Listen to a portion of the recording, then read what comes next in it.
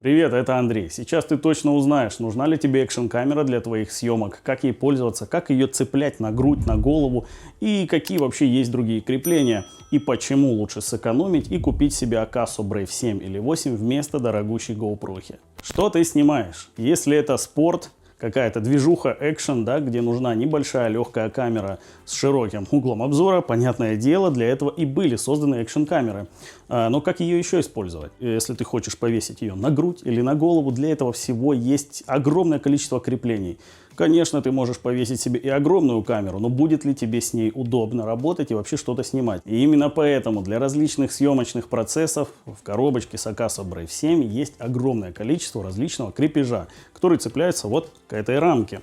И, кстати, вы могли подумать, что это кейс водный, но фишечка-то этой камеры в том, что это просто кейс, чтобы цеплять на него различный крепеж. У самой камеры нету никакой резьбы. И аквабокса тоже нету, потому что она умеет плавать под водой без ничего, без любого кейса. Просто вот так взял, швырнул ее под воду, и она поплыла снимать тебе твои шедевры. Но, понятное дело, если ты хочешь снимать что-то от груди, да, например, ты едешь на велосипеде или еще на чем-то, или жонглируешь, да, и ты хочешь, чтобы были видны твои руки, вот такое крепление тебе нужно докупить обязательно.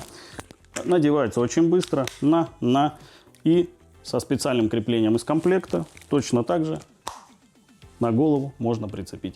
Снял отсюда, прицепил сюда. Главное подготовить крепление. И хоть весь обмотайся еще на кисть прицепи себе и просто меняй места или 3 камеры себе прицепи и снимай себя со всех сторон вообще в удовольствие. Снимается реально очень быстро. Вот так, раз, и все, и камера уже у тебя в руке. Как я уже сказал, такие крепления не идут в комплекте. Да ни у одной камеры они не идут в комплекте, потому что, в принципе, тебе нужно как минимум подобрать по размеру, да. Есть маленькие головы, есть большие, также и тело. Есть маленькое, есть большое. Вот, например, крепление, которое я себе купил, мне пришлось его на максимум увеличить, но и более-менее, в принципе, так немного сжимает здесь, да, как лифчик, но носить можно, как бы снимать, какая разница, как ты выглядишь. В камере есть различные полезные функции: таймлапс, слоумо и режим фотосъемки. Вот пара примера дневных и вечерних фото. Днем качество вполне достойное, даже если приблизить на максимум. Какие-то детали сохраняются, но не вечером, здесь все плохо. Еще очень важная вещь имеется, это коррекция искажений. Посмотри примеры. Разница имеется существенная, а особенно обрати внимание на края и на прямые линии. Но использовать стабилизацию и коррекцию искажений вместе не получится. Надо выбирать, что тебе нужнее. Если снимаешь внешним стабилизатором или со штатива, включай обязательно коррекцию искажений. Ну а если ходишь с камерой в руках, бегаешь, да, то лучше включить стабилизатор. Никакой дополнительный стабилизатор, как для смартфона, например, да, у меня это Moza Mini MX2, вообще не нужен. В принципе, можно сравнить стабилизацию на Akaso Brave 7 и iPhone 12 Pro, который у меня имеется, да, которым я снимаю каждый день какие-то сторисы и так далее. Максимальная плавность даже на самый широкий угол. В корпусе Akaso Brave 7 спрятаны отсеки для аккумулятора, карты памяти microSD и разъем Type-C.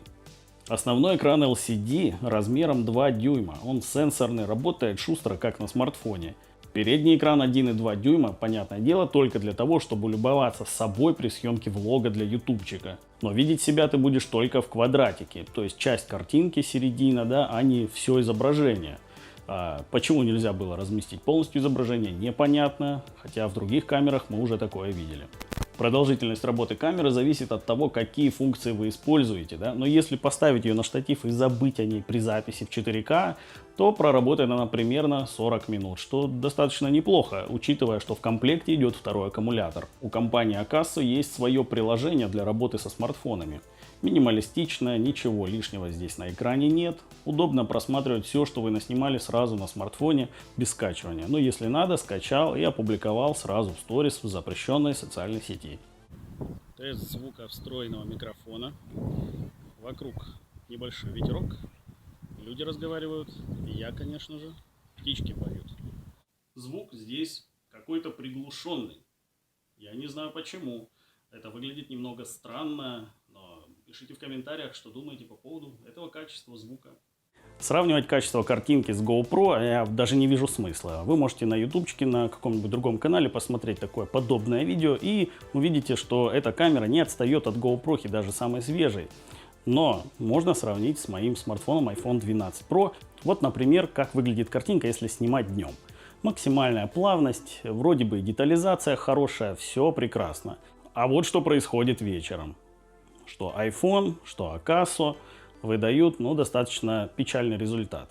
Не так давно у них вышла 8-я версия, я думаю, она еще круче, но пока что я не успел ее протестировать.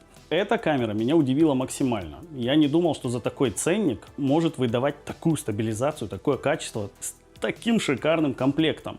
Ставь лайк, оставляй комментарий, задавай вопросы и обязательно подписывайся на канал. Все, счастья, здоровья, пока.